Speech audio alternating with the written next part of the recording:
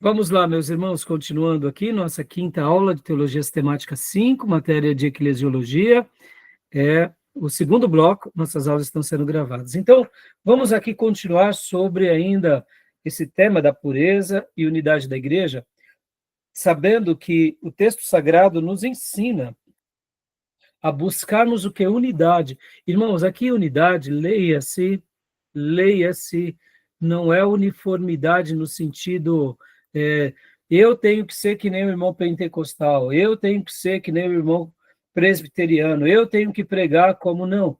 Cada um tem a sua identidade, unidade no que se diz respeito aquelas bases que vimos há pouco. Quais bases? De uma igreja que tenha sinais puros. Ou seja, cada um dentro dos seus critérios, cada um dentro das suas características, tá bom? Então, voltando aqui, dentro dessa premissa, né? Então, quando a gente fala sobre aqui a questão dessa unidade, eu até quero citar uma frase muito, muito linda que grandes irmãos nossos do passado diziam, né? Eu aprendi que era uma frase de John Wesley, mas eu já ouvi também que é uma frase de Agostinho. Outros vão falar que são de outros pensadores, eu não sei quem é o pai dessa criança, mas é uma frase que eles diziam, que é assim, no essencial, unidade. Ou seja, no que se diz respeito aos sinais de uma igreja pura, unidade. Aqui, claro, não são todos os pontos, mas são alguns pontos principais. Então, no essencial, unidade. Ou seja, essencial, unidade. No não essencial, respeito. Ou seja, não é essencial. Tá bom. Isso é importante para você? É. Mas não é importante para mim. Então, tudo bem, eu te respeito, você segue o seu caminho, eu sigo o meu. Somos irmãos que pensamos nesse ponto de forma diferente. E a terceira palavra, e nas demais coisas, amor. Ou seja, que isso nos ensina, meus irmãos? No essencial, unidade. No não essencial, respeito. E nas demais coisas, amor. A gente caminha muito bem. Então, aqui, unidade é no que se diz respeito a isso. Né? Não somos como a igreja presbiteriana, não somos como a igreja luterana, respeitamos. E os amamos. Mas existem muitas coisas que nos assemelham, porque enxergamos que esses irmãos são irmãos que pertencem à igreja verdadeira. Pastor, mas o senhor falou que temos igrejas menos puras e mais puras. E aquelas igrejas em que o Estado está unido, por exemplo, como a igreja anglicana? A igreja anglicana é uma igreja evangélica que está ligada diretamente à rainha, ao rei. Ou seja, quem dá as últimas palavras é o rei, juntamente com o líder, o pastor da igreja. Ora, pastor, o senhor concorda com essa união entre igreja e Estado? Não concordo, mas o que eu faço a respeito? Simples assim. Pastor, e o pastor que quer ir para a política, aí, que nem eu digo geralmente para a maioria dos irmãos, eu acho que o Silas Malafaia ele tinha que se enveredar para o mundo político, ele é bom nessa área, ele argumenta bem, ele tem uma postura briguenta, ele tem uma postura que, para a política, claro que ele precisaria ser um pouco mais maleável no que se diz respeito às discussões, mas ele é uma pessoa muito inteligente. Eu acho que parece que Deus separou ele para essas coisas. O senhor gosta disso? Não, eu não gosto, mas eu respeito. Por quê? Porque é ele, eu não posso arbitrar sobre ele, não posso também condená-lo. Estão entendendo, meus irmãos? Agora, se ele cometer certos erros e delitos, aí sim eu vou falar, não, está errado aqui, está errado ali. Então, percebam. Então, voltando aqui, né, aos nossos slides, né? Olha só que interessante. Agora aqui, uma breve separação uma breve história da separação organizacional da igreja. Então, quando a gente pega aqui, né, a igreja no ano 0, ou no ano 30, até 1054, vocês vão aprender em história eclesiástica tudo o que aconteceu. Mas, assim, fazendo um breve resumo, meus irmãos, até o ano 500, a igreja tinha, assim, uma característica muito interessante. muito bonita. A partir dos anos 500 e 600, ela foi se tornando aquilo que nós chamamos hoje de romanismo. E aí ela vai nascendo aqui uma nova característica. Vai surgindo a figura do Papa, vai surgindo outras questões, outras que nós chamamos outros sacramentos. A tradição ela é realmente colocada, mas não pensem vocês que esse período aqui foi também um período tranquilo para o catolicismo, que não foi, porque aqui tinha pelo menos dois grupos, o grupo ortodoxo, católico ortodoxo, e os católicos romanos. E em 1054 houve a separação, ou seja, houve um cisma. Mas esse cisma começou um pouco aqui antes, algumas décadas e séculos antes, com aquilo que chamamos de controvérsia iconoclasta, que foi quando os ortodoxos quebraram os ídolos. E Roma viu isso como uma afronta. E por que eles fizeram isso? Porque eles viam que o povo estava adorando os ídolos, se prostrando aos ídolos, e eles falaram, não, está errado isso daqui, de acordo com a Bíblia. Logo depois, eles se sentaram, tentaram entrar em conserto, mas uma coisa que ficou bem estabelecida foi o seguinte, que a Igreja Ortodoxa, que tinha sede lá em Constantinopla, ela fazia frente politicamente com o governo de Roma. Porque nesse período, irmãos, é muito curioso, porque um pouco antes dessa separação aqui, nasce aquilo que é chamado Sacro Império Romano Germânico, com Carlos Magno. Ou seja, o Império Romano ele cai, o Império Romano do Ocidente, e Roma ela vai sendo liderada, vamos dizer assim, pelas figuras mais, não só dos bárbaros que ali estão, mas principalmente da figura dos bispos e a figura do Papa. Vamos dizer assim, com a coroação de Carlos Magno, ali nasce uma retomada de voltar a sede do Império Romano lá em Roma. E por isso que é chamado sacro, porque foi uma atitude não só de um governante, mas foi uma atitude também da igreja, por isso sagrado, né? Sacro Império Romano Germânico, porque era uma união também ali dos grupos bárbaros, em especiais dos teutônicos, né? Então, assim, tudo isso eu vou trabalhar em História Eclesiástica 1 e 2, tá, meus irmãos? Mas havia essa separação política, onde ficava em Constantinopla os ortodoxos gregos, e em Constantinopla era agora a nova capital do Império Romano. Porque, irmãos, Constantino, quando ele assume o Império Romano, ele sai de Roma, a capital, e vai lá para Constantinopla, por isso que ele dá o nome dele próprio. Pode ver que ali era Bizâncio antigamente, o nome que se chamava. E aí vira a cidade de Constantinopla. Ali ele estabelece agora a capital do Império Romano. Então, a capital do Império Romano ficou assim, ficou um bloco em Roma e um bloco agora em Constantinopla. Depois houve uma separação, o Império Romano do Oriente e o Império Romano do Ocidente. E essa polarização foi existindo aqui, meus irmãos, durante muitos anos, a partir aqui de Constantino, tá? E isso vai se desencadeando em muitas histórias, tem a controvérsia iconoclasta, mas aqui em 1054 houve ali uma reunião e houve a separação da Igreja Católica Apostólica Romana com a Ortodoxa Grega. Agora, o que é interessante, eles vão falar que a divisão é teológica, tá? Ah, não, nós estamos separando porque nós não concordamos com os irmãos de Roma por causa dessa questão aqui do credo, tá? Mas, na realidade, a divisão foi política, tá bom, meus irmãos? É isso, foi forças, era isso. Essa foi uma divisão política. E essa separação, querendo ou não, foi algo que mexe com o catolicismo, mas aqui, do ano 500 ao ano 1000, tiveram muitos problemas, irmãos, como em uma das aulas passadas nós ensinamos. Chegou um período também que teve 3 papas no mundo, na cristandade. Era um papa em tal cidade, um papa em tal cidade, um papa em outra cidade, só para vocês terem uma ideia, tá bom?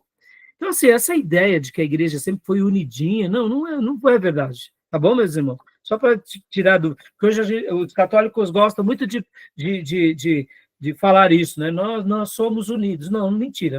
Nunca foram unidos, sempre tiveram ali as suas separações. Podem ver que dentro do catolicismo tem muito isso. São os grupos, né? Os beneditinos, franciscanos, né? Os agostinianos, e aí vai. São várias linhas. Os carmelitas, entendeu? Só que, ao longo de tanta história, eles conseguiram colocar tudo debaixo, no catolicismo romano, debaixo da figura do Papa. Já os ortodoxos gregos, eles são separados. E aí vem depois aquilo que vocês conhecem, que é a Reforma Protestante 1517. Mas aqui nós temos vários outros movimentos, que são chamados movimentos pré-reformadores. A maioria desses bispos, padres, que tentaram renovar aqui a igreja, a maioria foram mortos, ou queimados, ou enforcados, ou sentenciados em calabouços até morrer. Então, percebam, Lutero foi aquele que, de fato, fez a virada da chave. E aconteceu porque, pouco tempo antes, tinham inventado a imprensa e ele agora traduz a Bíblia para o alemão e publica a Bíblia em todos os... Onde quer que tinha um povo alemão, chegou uma Bíblia lá, e aí começa, então, aquilo que a gente conhece como Reforma Protestante. E olha só que interessante aqui, irmãos. Agora eu quero gastar um minuto falando sobre esse episódio, que é 1525. Ó. Aqui nós temos a Reforma Radical e Igrejas Livres. O que foi a Reforma Radical? Olha que curioso, hein?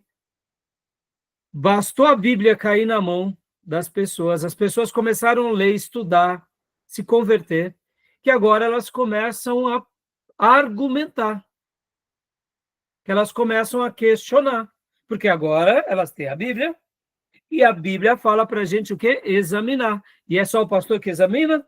Não, é todo mundo que examina. E então, em 1525, percebam, irmãos, passaram-se apenas aqui alguns anos, né? Se a gente for ver, poucos anos. Em 1525, tem essa reforma radical que nasce ali na Suíça. E o que era essa ala? O que foi essa reforma radical? Essas igrejas, agora que tinham se convertido, começaram a questionar. Questionar o quê? Por exemplo, o batismo. Lutero praticava o batismo de criança. E outras igrejas que tinham nascido praticavam o batismo de criança. Eles falaram, não, tem que ser o batismo adulto, não o batismo infantil. Percebam que aqui, irmãos, o que nos leva o estudo, né? O estudo nos leva ao questionamento. Tá vendo, irmãos? Porque muitas igrejas não gostam de estudar, porque eles não querem ser questionados. O estudo levou ao questionamento. É aqui que nascem os anabatistas, que depois vai se tornar batistas. Mas os anabatistas, num primeiro momento, irmãos, eles foram chamados de anabatista porque no grego a preposição aná é de novo, ou seja, batizarem-se de novo. Então, por isso anabatista, que depois se torna batista. Por outro lado, também, eles também praticaram algumas besteiras, tiveram algumas heresias, tá, meus irmãos? Só para antecipar aqui rapidamente, tá? Mas nasce também uma oposição muito forte contra a igreja e o Estado.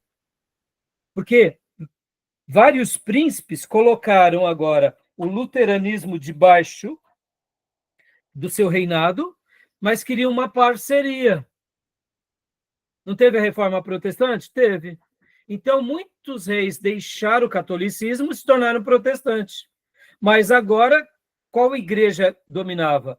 A igreja luterana e algumas outras igrejas. E esses príncipes e reis queriam agora o quê? Ter autonomia sobre a igreja.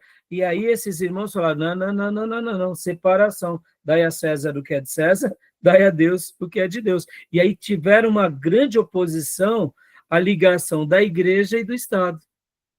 E é aqui onde se fortalece essa ideia. E aí aqui também nasce aquilo que chamamos de igrejas livres, aí onde surgem os menonitas, aí nasce de fato os batistas, os congregacionais, e depois, em 1570, nasce a igreja anglicana, que é a igreja da Inglaterra, ou seja, o rei da Inglaterra torna-se protestante e agora ele oficializa que a religião oficial da Inglaterra será chamada anglicanismo. São os protestantes, mais ligados ao Estado. Tá bom? Então, aqui é uma breve síntese da história. Como eu disse, não dá para a gente falar de tudo, né, meus irmãos? Mas percebam, irmãos, então tem vários tipos de igreja, e aqui nascem também o quê? Nascem os presbiterianos, depois, mais para frente, vão nascer outras igrejas. Tudo bem até aí? Ficou claro aqui? Ficou? Deu para ver que quando a gente começa a estudar, os neurônios começam a pensar, a gente começa a questionar certas práticas, certas crendices. Estão entendendo, meus irmãos, como estudar é brilhante? Vem cá, lembra que numa das aulas passadas eu falei sobre os movimentos pentecostais e as igrejinhas pequenas, e até o Tomé falou, por que não se unem, né? Por que elas não se unem, né, Tomé? Você falou, por que não, todas não se unem? Deixa eu dizer uma coisa aqui, irmãos. De certa medida, Tomé, de certa medida, irmãs, o movimento pentecostal, ele trouxe uma nova característica ao povo evangélico no Brasil. Mas ele se tornou uma grande denominação, forte. E essas igrejas pentecostais que nascem da Assembleia de Deus, em certa medida, sabe o que são também? É uma certa reforma radical e igrejas livres que nascem. Por quê? Porque são pensamentos de irmãos e de grupos que começam a destoar com a sede, e aí eles preferem se tornar independentes. Aí talvez vocês digam assim, pastor, mas eu já ouvi falar que são grupos rebeldes. Não necessariamente, irmãos. Deixa eu dizer aqui uma coisa para vocês. Sabe o que aconteceu com os nossos irmãos pentecostais? De certa medida? Eles se tornaram um pouco mais democráticos. Foi isso que aconteceu. Já que a Assembleia de Deus tem um sistema de governo dirigido por um líder, e ele dita a regra de todos, muitos irmãos falaram, não, eu não acho certo isso para nós. Então, eles preferiram montar, para eles não ficarem sendo do grupo rebelde dentro da igreja, eles preferiram montar as suas novas igrejas. Então, em certa medida, o que foi esses surgimentos de outras igrejas pentecostais? São grupos democráticos que saem de uma igreja, eu diria, praticamente quase que histórica também, porque, querendo ou não, a Igreja Assembleia de Deus tem mais de 100 anos. Entenderam? Então, as igrejinhas pequenas pentecostais? Mais ou menos a mesma coisa. Só para vocês terem uma ideia. Nasce desses movimentos, nasce a igreja O Brasil para Cristo, né, uma igreja pentecostal, nasce a Igreja Unida, nasce a Deus e Amor, nasce a Casa da Bênção e tantos outros ministérios da onde? Da Assembleia de Deus. Eu te pergunto, pastor, Deus não estava nesse negócio? Eu deduzo que sim. Percebam, irmãos, são grupos de igrejas livres que questionam alguma coisa da igreja sede. Pastor, está errado isso? Claro que não, meus irmãos. Isso é importante porque a gente começa a ver o seguinte, que são pessoas que não pensam igual. Porque lembra o que disse o profeta? Como andarão dois juntos se não estão de comum acordo? Por exemplo, vocês sabem que recentemente a Assembleia de Deus do Brás, ela tem se enveredado muito para a política. Nem todos os pastores concordam com isso. E, naturalmente, você vai continuar brigando com os pastores lá do Brás por causa dessa questão? Se você não concorda, você cria, então, a Assembleia de Deus tal, que não se mistura com política. Vamos fazer uma avaliação rápida, que eles estão errados por causa disso, meus irmãos? Eu não acho, pelo contrário. Por quê? Porque eu entendo, eu até diria que eu aprecio isso, que não se vá para a política mesmo, porque é uma igreja, entendeu? Pensem. Então, o que os movimentos nos ensinam?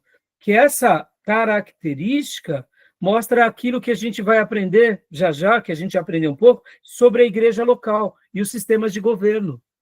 Muitas igrejas, muitos grupos, chegam a um ponto que eles falam, não estou concordando como a sede está administrando os recursos. Porque eu não sei se vocês sabem, já até antecipando, a Assembleia de Deus, ela tem uma sede, e essa sede administra tudo de todas as igrejas. É um sistema de governo. Aí, nós batistas somos independentes, cada igreja batista, ela é independente.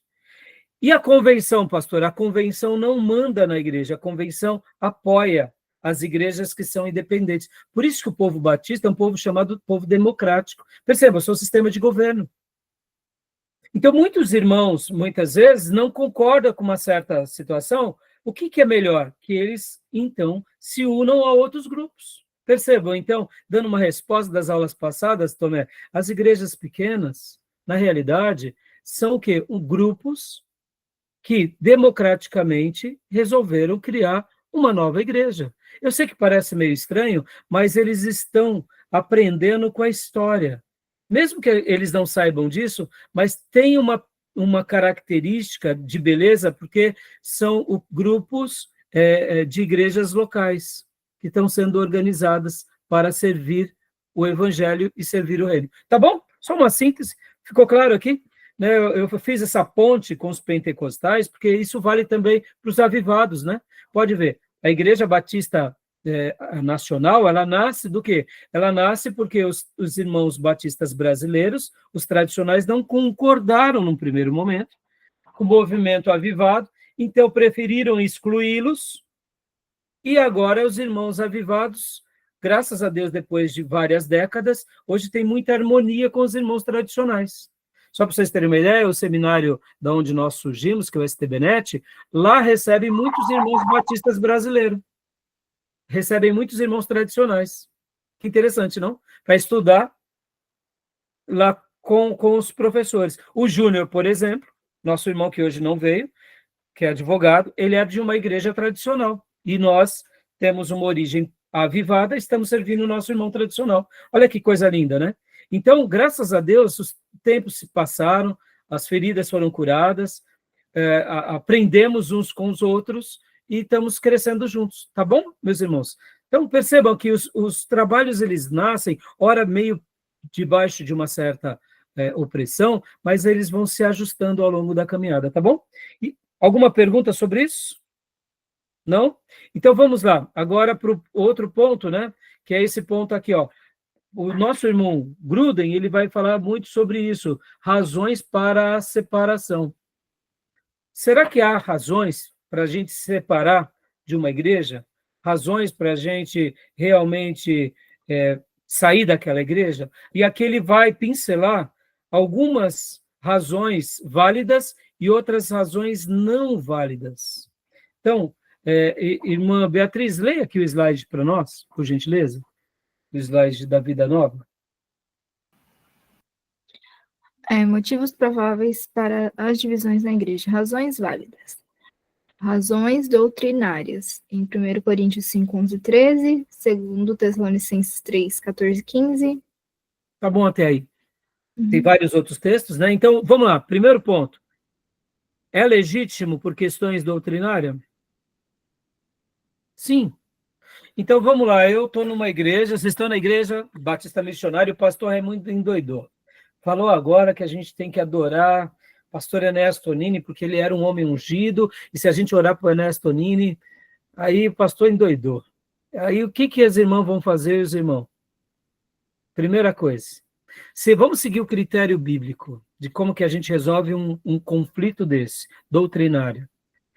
O que a Bíblia nos... A gente vai ter uma aula somente de disciplina, tá, irmãos? Mas eu quero antecipar. A Bíblia chama para a gente chamar o irmão que está no erro e exortar em amor. Se ele não der ouvido, chama mais algumas pessoas. Se não der ouvido, leva a assembleia na igreja. Se não der ouvido, aí ele é retirado da comunidade, ele é excluído da comunidade. Tudo bem até aí? Esse é o critério bíblico, tá, meus irmãos? Não é simplesmente o pastor errou uma vez, mata o pastor, mata, crucifica. Não, não é assim. O pastor errou, o pastor viajou na maionese. Aí veio o irmão e falou, pastor, o que você está fazendo? O senhor ama demais o honesto, nem está adorando. Não pode, pastor. Não pode. Tá bom. Pede perdão e se retrata, né? É óbvio, estou dando exagero aqui, né? Porque há um carinho muito grande nosso pelo Ernesto Nini. Mas vamos lá, meus irmãos. Tirando a figura do pastor. O pastor, então, não permaneceu no erro. Mas supondo que o pastor permaneça no reino, aí vem a irmã Miriam, que é uma das fundadoras da igreja, e fala, irmão, vocês nem sabem, eu também orei para o pastor Ernesto Nini. Meus irmãos, fui curada, estou curada. Pastor Enéas está lá no céu intercedendo por nós. Aí tem o pastor e agora é a irmã Miriam, aí, ó.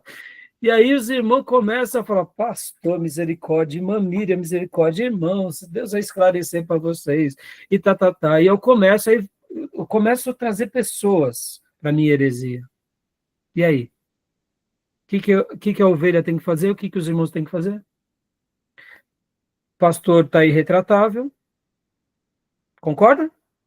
Aí a gente tem que literalmente sair da igreja, não tem o que fazer, concorda? Então, razões doutrinárias, coisas sérias. Segundo motivo, agora esse daqui é um pouco mais complicado e o terceiro mais complicado ainda. Aqui, razões doutrinárias, irmãos, vamos lá, vamos pegar uma coisa aqui. Livre-arbítrio ou predestinação? O pastor crê no livre-arbítrio, o outro crê na predestinação. É um motivo para a gente sair da igreja? O que vocês acham? Pode falar, pode soltar o som aí. Eu acho que não. Eu também acho que não Até é. porque a gente nunca vai concordar 100% com o que a pessoa está falando. Mesmo que um calvinista ele diga que quem pensa como arminiano está praticando uma heresia, irmãos, a gente tem uma discussão madura e inteligente. Vamos respeitar o irmão, ele não consegue entender aquilo. Tudo bem. Ora, eu sou um avivado, eu creio em milagre, o irmão não crê em milagre. Vai sair da igreja por causa disso? Eu vou tratar o irmão com desdém?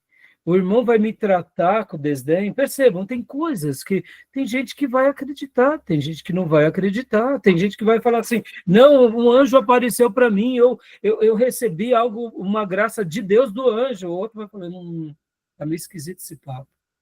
Vamos sair da igreja por causa dessas coisas? Entenda, não estou falando. Agora, o irmão vem falando, não, o anjo me disse, o anjo mandou falar, aí complicou, concorda? Porque aí a referência não é mais a escritura, a referência agora é o anjo. Então, percebam, tem doutrinas que eu chamo, prestem bastante atenção, que eu chamo de doutrinas principais. O que seriam as doutrinas principais, pastor? Vamos lá, aqui, ó. Está bem simples aqui, nesse slide anterior. Aqui, ó. Aqui, ó. Tá aqui, ó. Opa. Aqui, ó. Doutrinas principais, aqui. Sinais da igreja pura. Entendeu? Doutrinas bíblicas clássicas. Quem é o Salvador, quem é o Senhor, a palavra de Deus, santidade, novo nascimento, ou seja, evangelizar, pregar o evangelho, ser uma nova criatura, e tudo isso daqui que a gente vê como sinal de uma igreja pura. Unido às doutrinas principais, doutrinas secundárias, meus irmãos. O que eu entendo como doutrina secundária? Vamos lá. O que eu chamo de doutrina secundária? Doutrina secundária, a volta de Jesus, quando Jesus vai voltar. Pré-tribulacionista, mid-tribulacionista, pós-tribulacionista, pré-milenista, amilenista. A gente vai sair da igreja por causa disso. Vocês entendem? Doutrinas principais, sim. Doutrinas secundárias, não. Tudo bem até aí? Tranquilo, né? Então, fácil de resolver essa questão, não é? Então, são razões legítimas, tá, meus irmãos? Razões, agora, leia para nós, Bia, por favor. Razões de consciência, segundo Coríntios 6,14. e os outros textos, né, que acompanham. O que seriam razões de consciência aqui no livro, irmãos? Vamos lá para o livro texto, porque aqui a gente vai precisar de dissecar um pouco melhor. Olha lá. Página 741, leia para nós o primeiro parágrafo ali do ponto 2, Beatriz, por gentileza. Quando a consciência... Quanto à consciência, se um cristão não teve liberdade de pregar ou de ensinar conforme a sua consciência baseada nas Escrituras, deve-se considerar a separação como necessária, ou pelo menos sábia. Todavia, é necessário cautela e grande humildade aqui. O julgamento individual pode estar distorcido, especialmente se não estiver fundamentado no consenso dos cristãos fiéis da história e dos cristãos do presente. Aqui, o que ele está querendo dizer, meus irmãos? Que vai ter alguns embrólios. Vamos pegar uma questão de consciência aqui, para a gente... Eu acho que a igreja tem que estar unida ao Estado. Eu enxergo que é importante o rei participar juntamente com os pastores das decisões do país. Afinal de contas, nós estamos numa monarquia. Eu não concordo. Eu acho que tem que ser separado. Eu faço uma oposição a essa ligação. Tá bom. E aí a gente vai ficar brigando agora com essa igreja e com esse irmão? Não. Quem acha que isso está certo, segue. Quem não acha... Vamos pegar um outro ponto? Leia o próximo parágrafo para a gente, Beatriz, só para esclarecer mais. Além do mais, a ordem de 2 Coríntios 6,14, de não se colocar sob julgo desigual com os incrédulos, pode também estar exigindo a separação, caso a igreja-mãe torne-se tão dominada pelos que não dão nenhuma prova de fé salvífica que tal julgo desigual seria inevitável. Então, até aí tá bom. Vamos pegar um outro exemplo aqui de questão de consciência, meus irmãos. Comer carne. Comer carne sacrificada aos ídolos, no caso, como era lá. Eu não vou comprar no açougue, que é lá do católico, que tem uma parecida. Não compro, não compro. Eu comprei uma vez, deu uma dor de barriga, não compro. E se é um outro lá católico, se é não vou comer na casa deles. Aí vem o pastor e fala, irmãos, é só orar. O irmão não aceita isso. Aí a gente impõe, tá certo impor? Não. Vamos supor que sai o grupo lá do não comer carne de mercadinho que tem o ídolo de... Tudo bem, questão de consciência. Deixam de ser nossos irmãos? Não. Vamos respeitar. Quem não come está praticando uma heresia? Não. E quem come está praticando uma heresia? Não. Aonde está errado? Se um dos grupos quer impor ao outro, aí entra a questão. Se você fizer isso, você está em pecado. Aí é heresia. Vão ter muitas coisas que são relacionadas a isso. Vamos pegar um outro exemplo, questão de consciência? A questão do divórcio, irmãos. Tem igrejas que trabalham da seguinte forma: depois de casado, você não pode divorciar. Se divorciar, você tem que voltar a casar com ela de novo, ou senão você vai viver sozinho pro resto da vida. Essa é a leitura que eles fazem com relação ao divórcio. Mas tem irmãos que pensam assim, não tem problema. O homem e a mulher têm que estar casados com um só. Ser marido, né, no caso, e esposa de uma só pessoa. Vamos pegar os extremos, tá? Eu lembro que eu estava dando aula, se não me engano, de ética. E aí o irmão falou assim, pastor, como que o senhor lê lá, né, que o pastor, né, ele precisa ter só uma esposa? Eu falei, como está na Bíblia, não pode ter duas, é uma. Mas ele falou, e como que você vê a interpretação que é uma só esposa por vez? Porque o aluno que me fez. Eu falei, como que é? Pastor, porque tem um pastor aí que está pregando que é uma só, mas o texto não está falando quantas vezes, porque ele já se separou 6 vezes, ele está com a 7ª. Eu falei, pelo amor de Deus, né? Eu falei, deve ser aquele mesmo pastor que falou, vai, pega a mulher do seu amigo e adultera com ela. Deve ser daquela igreja, né, Tom? Então, o que acontece, meus irmãos? Percebam, olha que leitura capciosa, não? É uma só por vez. Ô, meus irmãos, pensa isso, sendo ensinado para jovens, jovens casados, pessoas assim, pô, vai dar uma confusão na igreja, vai ser uma lambança, trocando de casamento o tempo todo, e o pastor, não, é uma por vez. Não, não é uma por vez, é uma para sempre. Ah, pastor, mas e o divórcio? Aí, então, pegamos duas questões. Aquele grupo que não divorcia nunca, né? E se divorciar não casa nunca mais. Ah, pastor, mas e o caso de adultério? Lamento, se ele vai ter que casar com a adúltera. Né? Tipo assim, ele vai ter que voltar com a esposa. Perceba. E temos o caso do liberal. Perceba, irmãos, é muito difícil. E vamos para um terceiro caso, daqueles que colocam o divórcio como se fosse uma blasfêmia contra o Espírito Santo. Já viram pessoas assim? Não, se você divorciar, meu irmão, você não entra no céu. Ele coloca o divórcio como se fosse a blasfêmia contra o Espírito Santo. Vem cá, o que é a blasfêmia contra o Espírito Santo? Não tem nada a ver com o divórcio. Coloca um peso sobre as pessoas. Estão entendendo, irmãos? Então, questões de consciência. Dá para a gente escravizar alguém? Não dá para a gente ser liberal, né? Mas o irmão quer ser radical, porque está interpretando erradamente, né? O divórcio é um acidente de percurso. Só para vocês terem uma ideia, irmãos.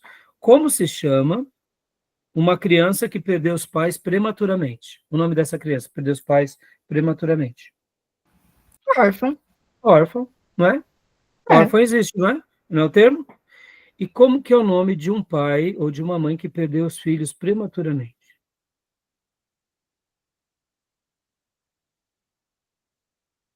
Vocês não se lembram?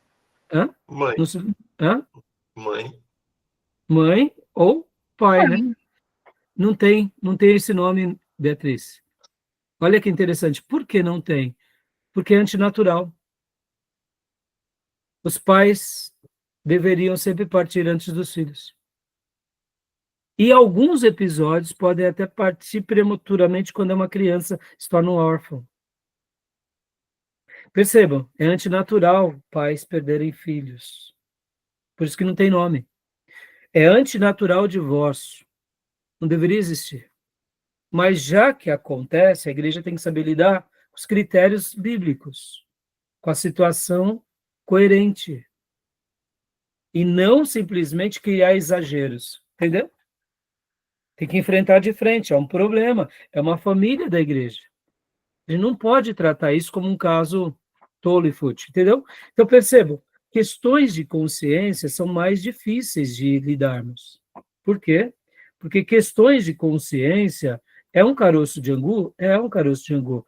Mas está dentro de uma perspectiva. Então, eu posso sair da igreja porque na igreja, de repente, eu parei de pensar como outro e nada me desabone. Não é uma questão de caráter, de moral? Posso sair. É mais difícil? É. Essa saída se torna mais complicada? Se torna, porque não tem uma questão doutrinária. Mas a gente tem que ser honesto e leal. Estão entendendo? Eu, por exemplo, tem pastores que no passado eles foram muito importantes para a minha vida, hoje não mais. Por exemplo, eu vi uma publicação recente do Ed Renekiewicz falando sobre o Charlie Kirk. Eu fiquei triste demais. O Ed René, para mim, um dia ele foi uma referência para mim, hoje já não mais. Mostrando que o Charlie Kirk era um extremista, era uma pessoa lunática, que fazia mal para a sociedade. Ouvir isso de um pastor batista me dói o coração. Você entende? Porque quando ele fala isso, ele reforça quem? Ele reforça aqueles que odeiam Charlie. Você entende, irmãos? Tem coisas que são polêmicas.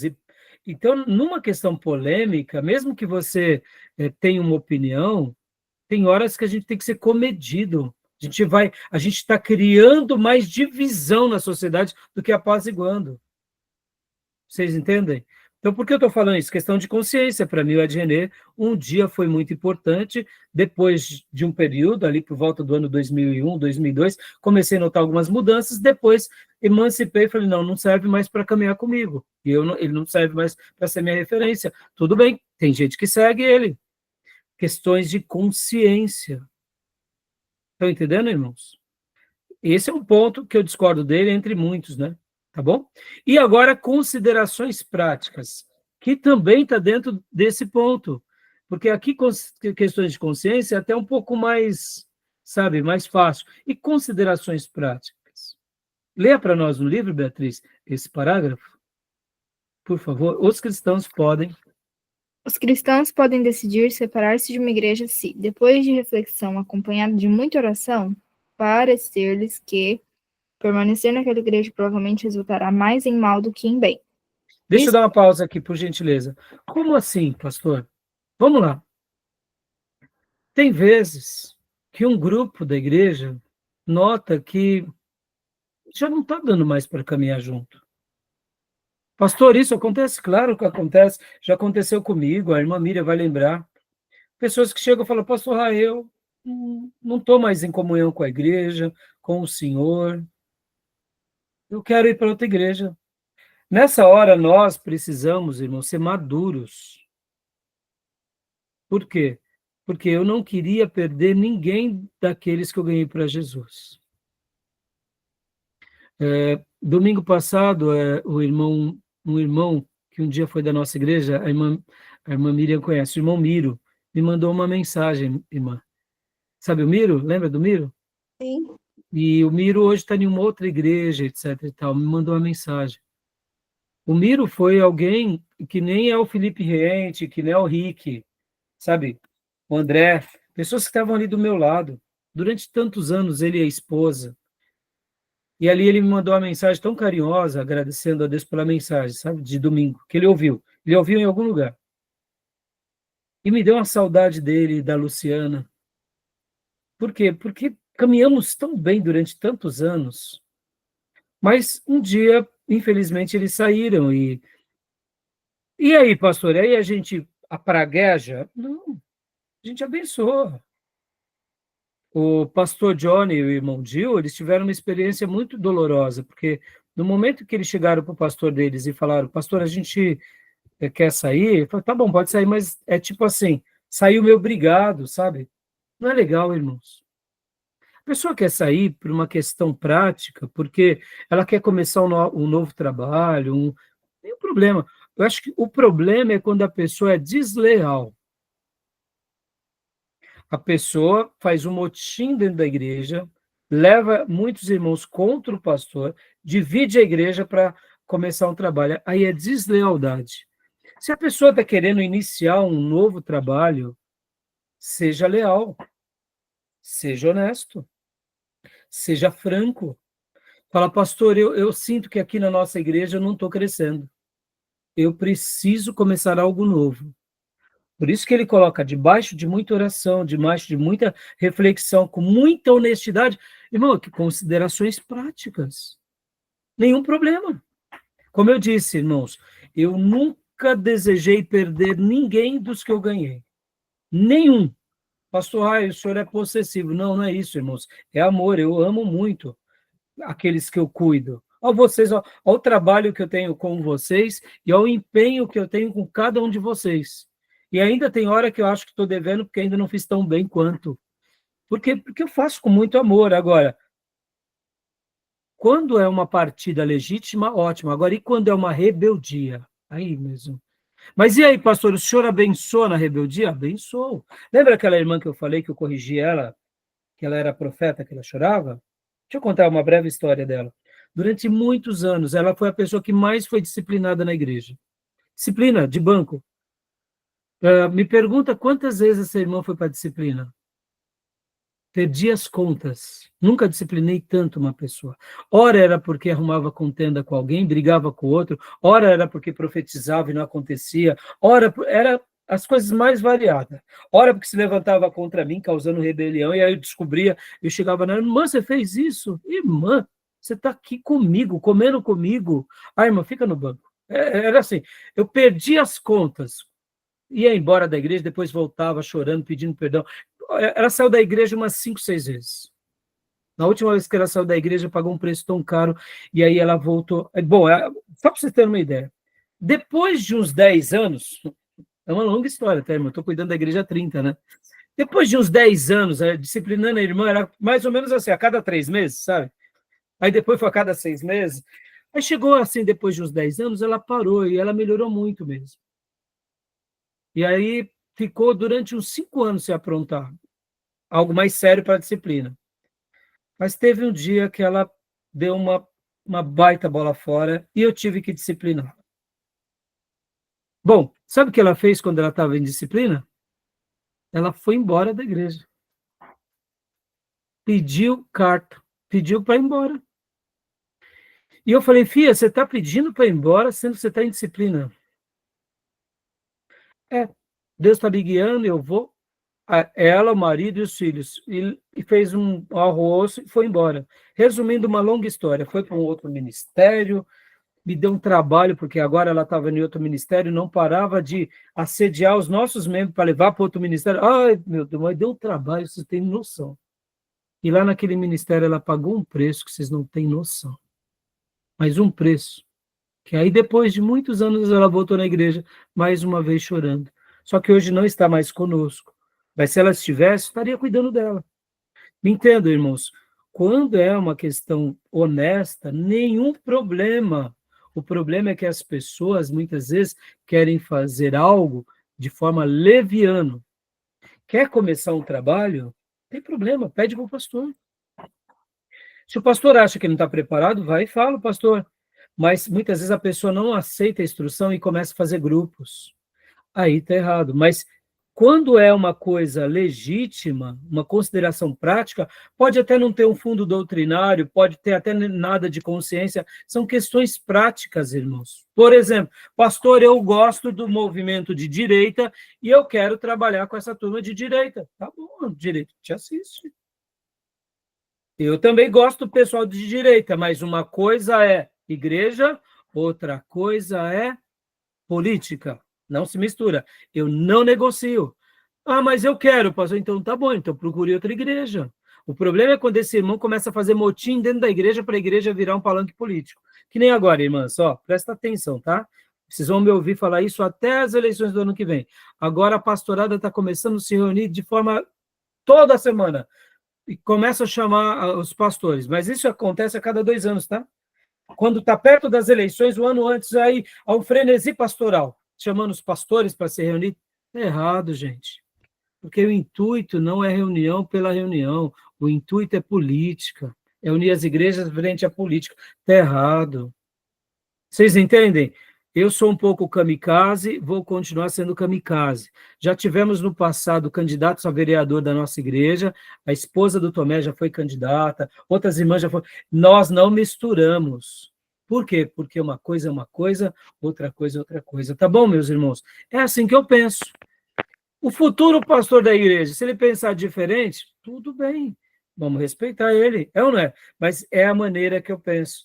Percebo que as questões práticas, elas são mais complicadas, concordam? Mas elas têm que ser tratadas de forma legítima. Agora, para a gente fechar, razões que são... Então, ficou claro aqui essas 3 considerações? Eu achei que a de consciência e as práticas ficou mais difícil. A doutrinária é mais fácil de entender. Mas, ao mesmo tempo, Beatriz, é fácil para a gente lidar aqui quando a gente tem honestidade, Beatriz. Se a gente é honesto, Beatriz, não é tão difícil. O problema é que, geralmente, quando a gente quer sair, a gente sai cuspindo no prato. Eu estou saindo dessa igreja porque o pastor só sabe da exortação. Ou senão vem outro, aí vem outro e fala, estou saindo daqui porque o pastor só sabe passar a mão na cabeça. Ora, peraí, um sai falando que o pastor passa a mão na cabeça, a exortação. Quer dizer, muitas vezes fica arrumando motivos, né? Então, assim, quando é questões assim, não é legal. Não é legal. Mas quando a gente trata com franqueza, com honestidade, não se torna tão difícil, entendeu? Mas são mais complicados mesmo, Beatriz, não tenha dúvida, tá? E agora, as razões inválidas, vamos lá. Razões inválidas de deixar uma igreja. Ambição. Aí, ó, eu quero montar o meu grupo. Tem o meu reduto. Tem ambição ou não? Isso é errado.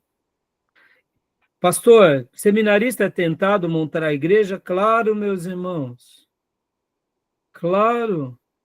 Vocês vão começar a pregar, as pessoas vão começar a gostar, de repente vão gostar mais de vocês do que o pastor, e o pastor fica enciumado. Acontece. Aí o pastor vai perseguir. Como que esse seminarista tem que agir? Com sabedoria. O pastor está enciumado, não faz disputa com o pastor. Mostra para o pastor que você não é ali um opositor, você é um aliado. Conversa com o pastor. Pastores ficam enciumados? Claro que ficam, meus irmãos. A gente é homem. Oxi. E ainda mais quando você vê que é um jovem que destaque que agora a igreja ouve mais ele do que o pastor. Isso é horroroso. Mas e aí? Aí que o pastor vai ter que ter paciência, vai ter que ser tratado com Deus sobre esses ciúmes. E o irmão está sendo tratado também para não se envaidecer. Agora eu pergunto, se homens de Deus não são maduros, o que se envereda? Uma perseguição que nem Saul a Davi. E aí, pastor, isso existe? Claro que existe. Deixa eu contar aqui uma história real. Eu estava num congresso de pastores e o pastor Jorge Linhares contou para nós essa história. Pastor Jorge Linhares, lá de Belo Horizonte, da Igreja Batista Getsemane. Ele falou assim que ele estava cuidando de um pastor. Estava arrasado. Porque esse pastor recebeu um colega que saiu de uma outra igreja. E aí o pastor cuidou dele, ele era um pastor também, cuidou da esposa, e ali foi fazendo aquele processo, né, de recuperação. Aquele pastor praticamente estava desviado. E o pastor foi com toda a paciência, curando todas as feridas e tudo. E esse irmão, naturalmente, foi crescendo na igreja. Foi crescendo, foi ganhando confiança das pessoas e principalmente do pastor. Aí o pastor, depois de todo esse trabalho tão árduo, vendo a dedicação já ali por 2, 3 anos desse colega, falou, puxa vida, que bom, agora eu tenho um companheiro, né? Olha aí que legal, né? Tem um companheiro. Então estou pensando de viajar. Bom, vamos viajar, vamos deixar com o pastor fulano cuidando da igreja? A gente vai lá para a Europa, descansa 1 mês. Aí chegou para esse pastor, falou, esse pastor, claro, pastor, pode ir para a Europa, maravilhoso, eu cuido. E aí chegou para a liderança da igreja, não, pode ir, o fulano cuida. Pastor, foi para a Europa, tranquilo, já não tirava férias há 10 anos. Quando voltou, meus irmãos, uma carta de demissão. E esse pastor, que era o pastor que tinha sido ajudado, que substituiu o pastor presidente durante esse mês, preparou toda a cama de gado. Ele falou, pastor, a igreja pediu, né? Sua exoneração, querem que eu cuide. Esse pastor, agora traído, ele poderia ficar numa briga interminável com esse colega e dividir a igreja. O que ele fez? Ele falou, tá bom, igreja, é o que vocês querem, igreja. Esse irmão foi um Absalão. Ele convenceu toda a igreja, ele já vinha ali trabalhando de trás dos bastidores. Quando o pastor falou que foi para a Europa, pronto, foi a hora das reuniões, foi a hora das decisões, chegou tudo pronto, não teve o que fazer. Um ministério que foi tomado. Se o pastor foi ingênuo? Sim, não, irmão, se você não sabe se a pessoa vai cometer isso. Então, perceba, ambição pode ser uma coisa, é um motivo inválido? Sim. Pastores que praticam isso têm ministério próspero? Não. Deus vai puni-los no tempo certo, assim como fez com Saul, assim como fez com Absalão. Eu tenho um livro aqui chamado Perfil de 3 Reis, meus irmãos. Comprem e leiam esse livro. Todo seminarista precisa de ler esse livro. O Perfil de 3 Reis, da editora Vida, do Jenny Edwards. É magnífico. Conta a história de Davi, de Saul e de Absalão. Conta a história de como Davi um dia lidou com um líder tirano. E aí, um dia, Davi se tornou rei. E agora vem um filho que é tirano. E como agora, como rei, Davi não se tornou um Saul para o seu próprio filho. Ou seja, quando Davi era liderado, ele soube lidar sem matar o ungido. E agora que ele se tornou rei, ele soube liderar sem matar os seus liderados. Esse livro é uma pérola mostrando o perfil de 3 reis. É uma maneira em que nos leva a nunca sermos Saul ou Absalão, mas sempre agirmos como Davi, tá bom? Segundo motivo, que está dentro disso que eu estou comentando, orgulho pessoal. Não, eu não quero saber, eu vou fazer, não importa, vou passar por cima de todas as pessoas, ou se não por coisas menores, diferenças menores, irmãos. Como eu mencionei, política, como eu mencionei, por exemplo, irmãos, tem vezes, por exemplo, a nossa igreja, a Igreja Batista Missionária, nasceu de um racha com a primeira Igreja Batista ali na Tiradentes. Por quê? Porque um grupo começou a ser batizado com o Espírito Santo, e aí houve um racha e criaram a Igreja Batista Missionária. Essa é a história, né, irmã Miriam? A irmã Miriam vai lembrar, porque a irmã Miriam se converte nessa época, e aí eu digo, precisava de ter um racha, precisava de...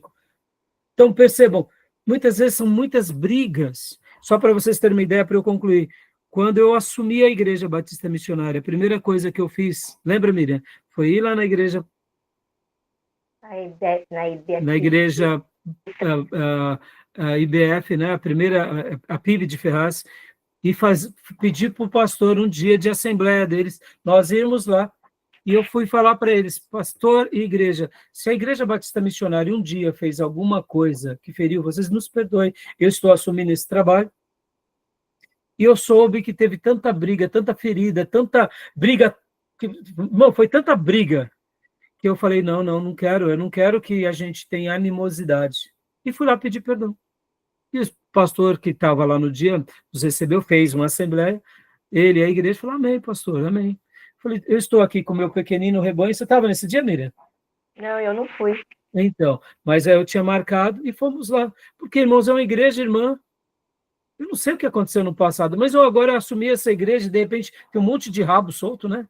Um monte de rastro. Eu não quero isso, eu quero caminhar com harmonia com os meus irmãos. E agora, poderíamos ter voltado à igreja lá, brasileira, sim, mas já estávamos debaixo da Batista Nacional, ou seja, já tinha uma estrutura. Para que iríamos voltar lá sendo avivados para criar animosidade? Quando eu fui. E também essa questão da orientação. Na época, Deus não nos orientou, então continuamos assim. Estão entendendo, irmãos? Diferenças menores. Mas a gente tem que tomar cuidado com essas diferenças menores, principalmente quando elas são questões que burlam a ética e moral, assim como o orgulho pessoal. Tá bom? Ficou claro? Tudo bem? Fechou? Deu para entender aqui as razões? Sim. Alguma Razões pergunta? Razões válidas, né? Oi? Aqui as razões válidas e razões inválidas para sair. Exato, né? Né? Exato.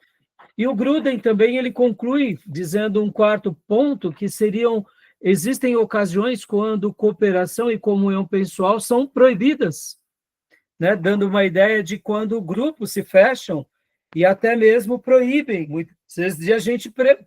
Por exemplo, irmãos, eu não vou proibir os irmãos de irem em outra igreja. É claro que eu vou recomendar. Nos dias de culto não faltem. Em tais igrejas eu vou recomendar não faltem. Mas não posso obrigar vocês, como cada obreiro. Agora, eu vou sempre dizer, evitem, porque senão a pessoa fica muito dividida, né? E principalmente pessoas que ainda não têm muita firmeza. Mas, então, assim, aí ele cita, né, um último ponto aqui. Quando cristãos devem dar passos mais sérios do que os já mencionados e empenham-se em um tipo de separação anteriormente chamado recusa de cooperação ou recusa de comunhão. Aqui ele está dando uma ideia também, né, de algumas outras peculiaridades, tá bom? Dê uma olhada no livro, qualquer dúvida, vocês me chamam, tá bom? Mas tudo bem até aí? Fechou? Então vamos para o último bloco, curtinho, para a gente finalizar, tá bom? Vou fechar aqui nossa chamada e vamos para o último bloco, tá bom?